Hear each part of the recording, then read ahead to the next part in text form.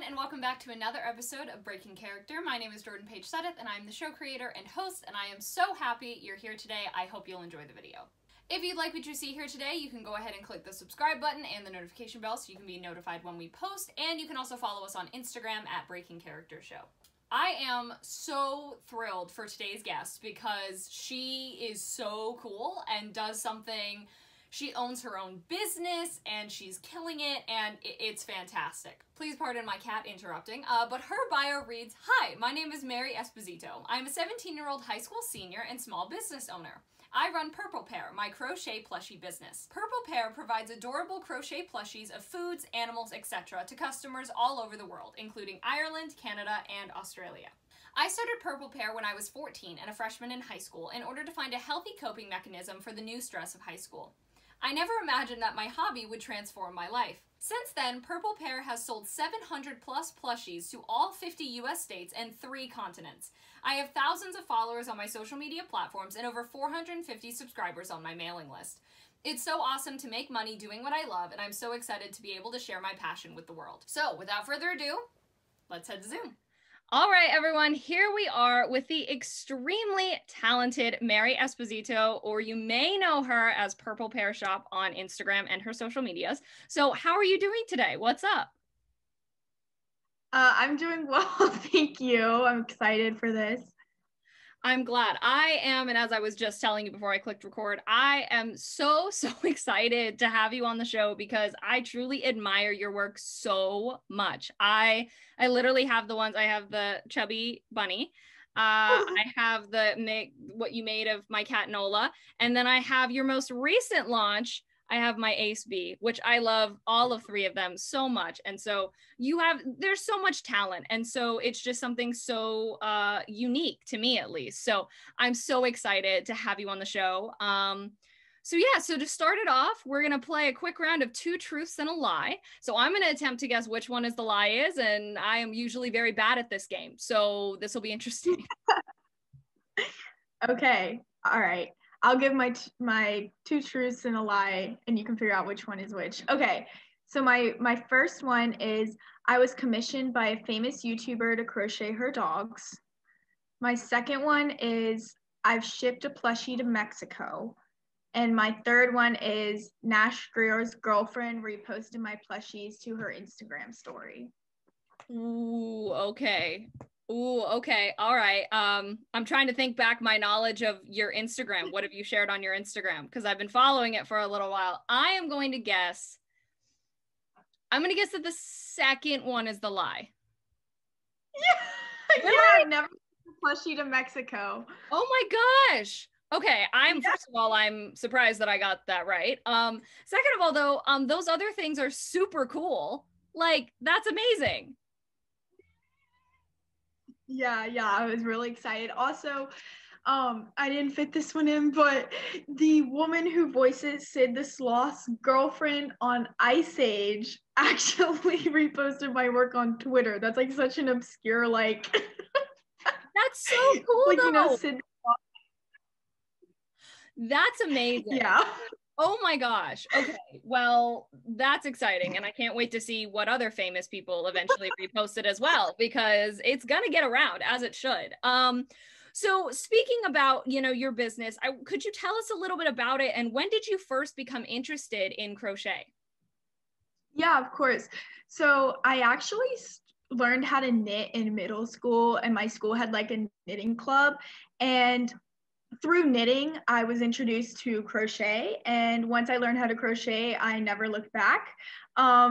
This was around like middle school, freshman year of high school, and eventually I was making these plushies, and my family and friends were interested in them, and I officially launched my Instagram and my shop, although it was kind of like rudimentary at the time. But in the spring of my freshman year of high school, and just for context, I'm currently a senior in high school, so it was about 3 years ago when I was 14. I'm 17 now. And yeah, I've never looked back, and I crochet. Okay, Purple Pear is my business, and it's a crochet plushie business, and I crochet, well, plushies, but also I specialize in pet lookalike customs as well. See, like, that's just so cool. Like, my hands can barely work to tie my shoes. So, I mean, the fact that you're able to create these things is just phenomenal. That is so cool. I think that's incredible. So you make, I mean, as you said, you do pet lookalikes, you do so many different amazing things. So what's the average amount of time it takes you to make a creation? And of course, I know that can, you know, change depending on how big it is. And, you know, what's your favorite thing to make? Of course. So actually, I think it might be fun. You can hold up each of the creations I made and I'll tell you how long it took me. Okay. That one took me 4 hours. So the pet customs typically take me a longer amount of time because I have to like try to get each of the pet specific details. So the pet customs definitely, they can take me up to 7 hours if they're really complex and have a lot of spots. Goodness. That's a lot of time. Okay, next up, the chubby orange bee. A bee? Okay. Bunny. What? I can't speak. Bunny. So that one took me 2 hours, but I made him, you'll remember September of 2019. That was a long time ago. So I've definitely gotten faster. Okay. Yeah. And then last but most certainly not least, the ace bee. 30 minutes. Took me 30 minutes and I've gotten a lot faster and I love working with the thick plush yarn. And interestingly enough, I think my favorite thing to make are the bees because they work up so fast and they're such like a simple design and it's so easy to put a creative twist on them. For example, for my LGBT Pride launch, that's the ace bee and I just like put the ace flag on the bee. Or like for fruit bees, like a strawberry bee, I can just like make green wings and a pink and white body. So just like such fun to put creative twists on it. That is so cool. And what's one of the hardest things you've had to make so far? One of the hardest things I've had to make was this crochet dog plushie for this dog mom. And oh my gosh, it was a rescue, like a mutt. So there wasn't really a pattern I already had for it. I had to improvise. And he had gray spots up here, black spots here. He was like a motley of colors and his colorway was so complicated. It took me 7 hours. Yeah.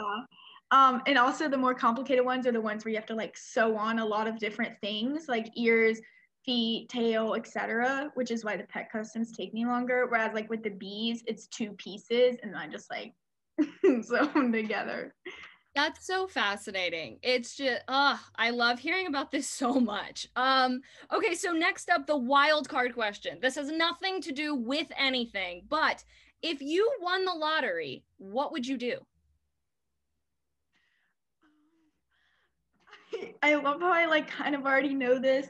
So I would probably, well, okay, I'll do like a logical response and like an illogical one. The illogical one, I would spend it like all on yarn because I literally love yarn. And I have like 3 trash bags full of yarn in my room and a whole lawyer bookcase full of yarn. I love how there's all like the different colors, the different sizes, brands, like softness, like you just look at it and it just brings me such joy.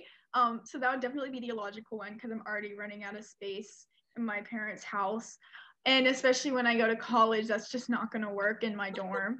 The more logical one would be I would, save most of it and spend it on college and then buy myself a pretty house and so save so I can get a studio for Purple Pear because right now I work out of my bedroom and upstairs in my family's 3rd floor playroom, but I've kind of like taken over it and it'd be so awesome to have a studio one day.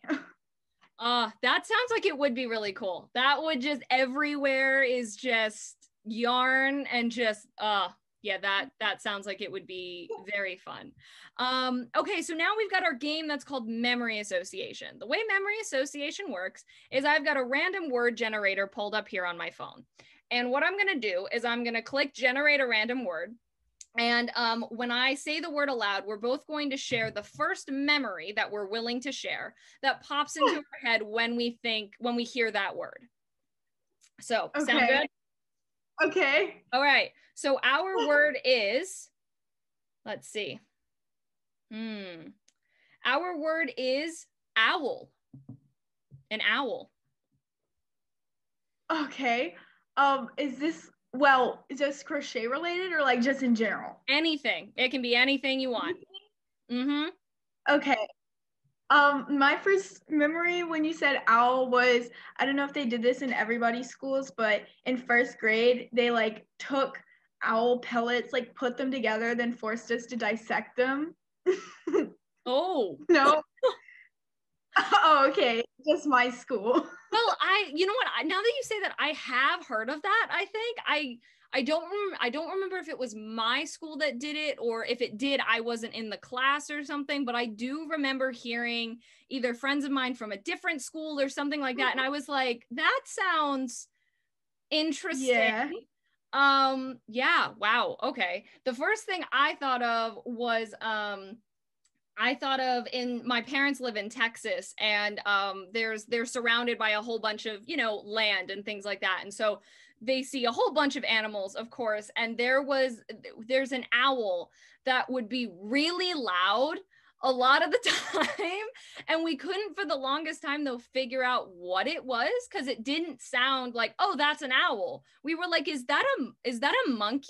Like, what is that? What is that sound? And then eventually they did some research and they were like, oh no, that's an owl. That just doesn't make a normal owl sound. So that's the first one I thought of. So every time I hear it, I'll be like, what? Oh no, okay, not a monkey, it's an owl. It's an owl. Okay. But yeah, that's the first one I thought of.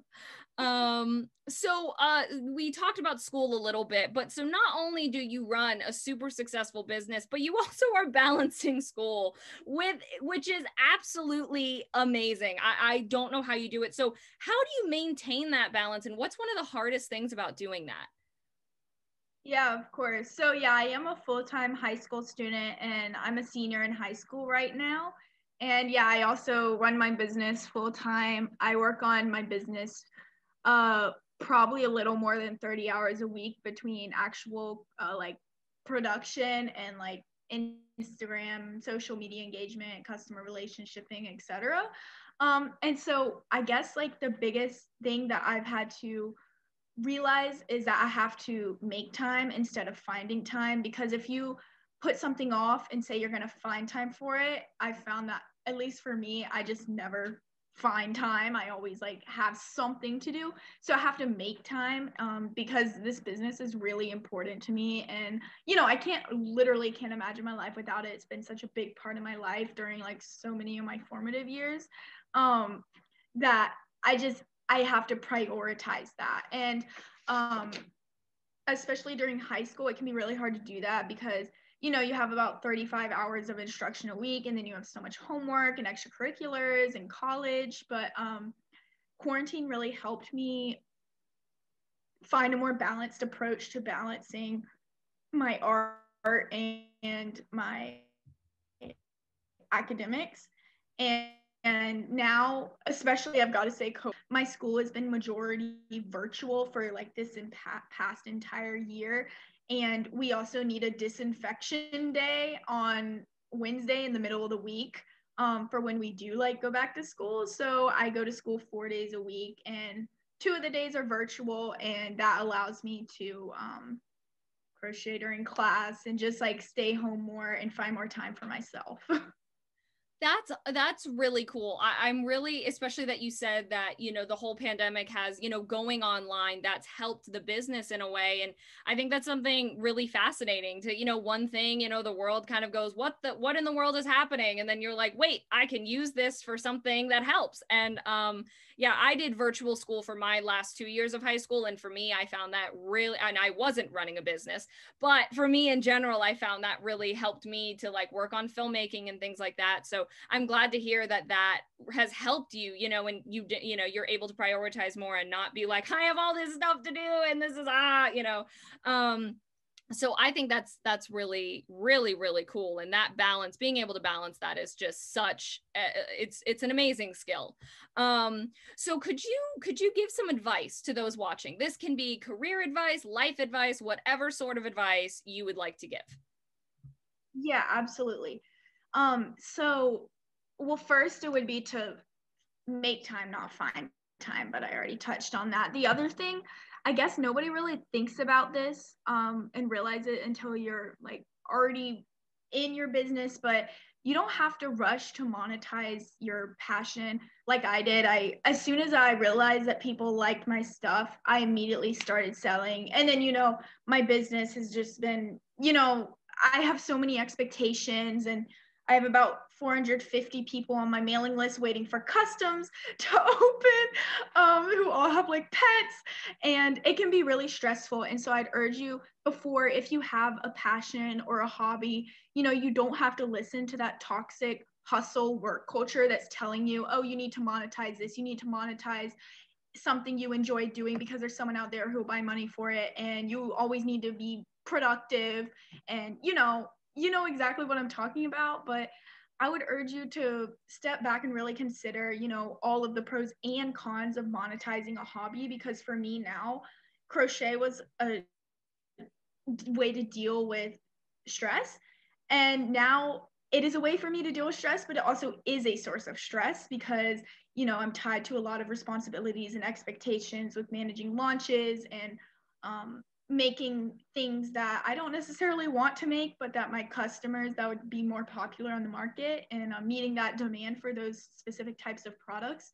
So I just think that's another interesting perspective that a lot of people don't talk about when starting a business.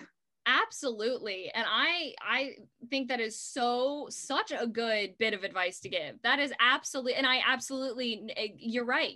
That thing of, oh, well, if you do something and people want to pay for it, then you should sell it. And you're like, oh, what do I like? Do I actually want to do that? And I think it's hard to take that step back, especially because, you've got expenses everywhere. You go, oh, well, if I did do that for money, then I could afford to do that, or I could, buy that thing. And then, as you said, taking that step back and going, okay, but what are the cons maybe with this? And just taking that extra second. And that's something that I hadn't thought about. So I'm really glad you said that. And I'm definitely going to remember that for the future if I do something like that in the future. So thank you for that. And then my last, real question is, when things, do get difficult, what pushes you to keep going?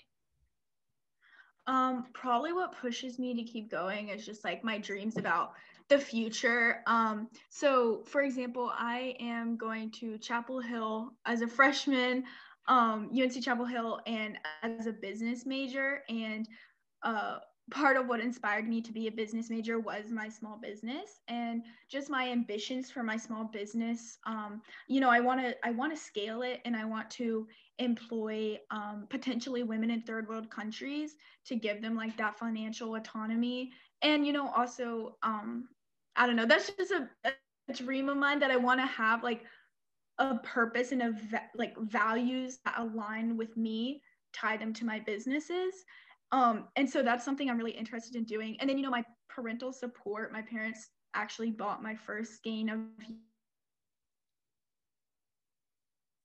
and my first set of needles like 5 years ago. So I just keep me going. Also, looking at my yarn stash keeps me going because it makes me so happy. Like I don't need like drugs or anything, because that is like my dopamine, serotonin, just like look at that.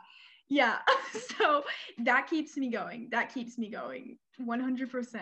I think that's incredible. I can, it's not yarn that I look at, but I will look at something that's like Disney related, and I'll be like, oh, I love, like creation, yay, and it's just that one thing that I'm like, oh, I just looked at a picture of something. And so, yeah, I mean, to have all that yarn right there and be like, aha, I think that's really, really cool. And I love that you have, I think those, aligning those morals to your business. I mean, I know for me, when I look at businesses, if I'm comparing the two, and you've got one business that talks about, who they are as a person, what they love, what they choose to, what do they want to work towards, compared to a business that like may not have anything. And it's just like, here's what I sell. And you're like, and that's what I love too about even how you have your account now, is you're like, this is who I am. This is what I do. And I love what I do. And I'm like, I love that so much, being able to look at your website, look at what you do and go, wow, I can tell she really loves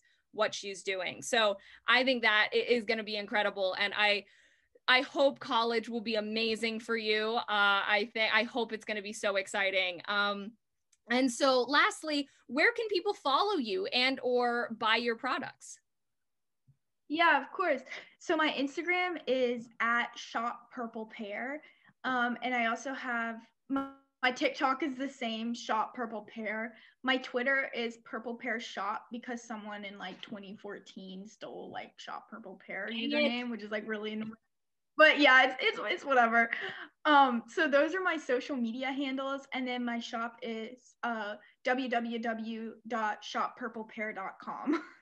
Perfect. Awesome. Well, all of that is going to be in the description of this video. So everyone needs to go and buy stuff from your site right now, or at least sign up for your mailing list, or do anything like that, because I am so excited to see what you're going to come out with in the future. And it's just been so fun being able to watch. I remember when you would post and say, oh my gosh, I got my first sale to this country. I got my first, and I would be like, yes, that's so exciting. And so I love being able to follow along with that. So, yes. Alrighty. Well, I am going to end the recording. Thank you so much. It has been so incredible talking to you. Thank you so much. I'm so happy to have this opportunity. Of course. All right. I'm going to click stop on the recording. So we are going to head out of Zoom. Thank you all so much for watching today. I really hope you enjoyed. If you would like to follow Mary or I on any of our social medias, that is in the description box below. And if you yourself are a creative and you would like to be on the show, you can find a link to submit yourself down below. Once again, if you like what you saw here today, you can go ahead and click the subscribe button and the notification bell here on YouTube, and then you can follow us over on Instagram at Breaking Character Show. Next week's guest is someone that I feel so thankful to be friends with, because she is not only such a talented actor, but she is an incredibly inspiring and talented filmmaker as well. Her name is Rebecca Van Kirk, and I can promise you, you will not want to miss her vlogs and interview coming out next week. Thank you all so much again for watching, and we will see you next Tuesday.